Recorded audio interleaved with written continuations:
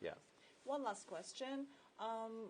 Like in a decade, what kind of new themes regarding to AI we'll be discussing, do you think, that we cannot imagine right now? We ordinary people, I mean, not you.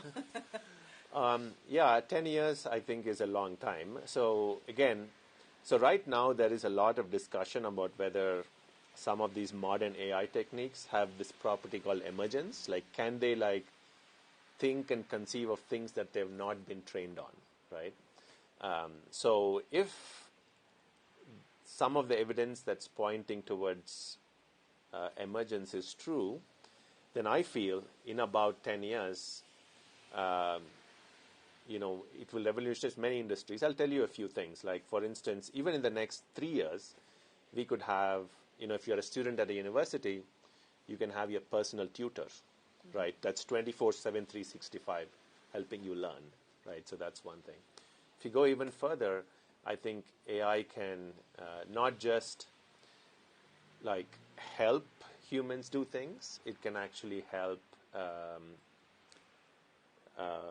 generate knowledge and assist humans in more deeper and more cognitive ways, right? So I think that's potentially what's coming. And because you asked dystopian, I don't want to end without talking about the risks, right? So I think the biggest reason why people are worried is because first they thought to recreate something like the human brain, you need to be very, very, very, very, very advanced.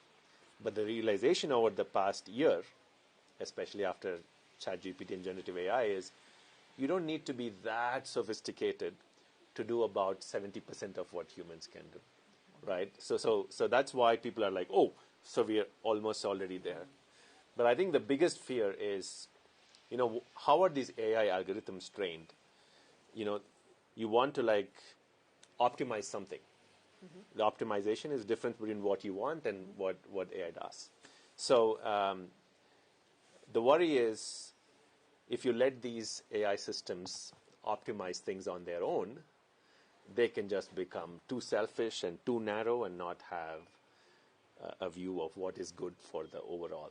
As humans, we optimize over many things. We optimize for us, we optimize for the family, we optimize for the community, we optimize for our society. But if AI is optimizing for one thing, right, then it may be damaging for other things.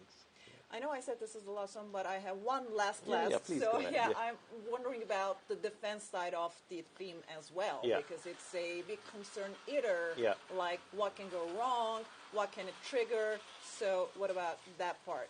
Yeah, it's the same fear, right? Already, AI algorithms are helping all kinds of, say, devices that are used in defense, and in a good way. I mean, if you can have, say, the control system of aircraft, right? You can have control system of drones.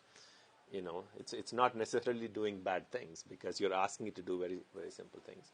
But yeah, in the future, they feel, again, going back to this optimization, if you give this AI too much control, then it can start optimizing for things that it thinks is good, right? But there is a way around it, and the way around it is by construction we build in safeguards, and we go about it in a very scientific way.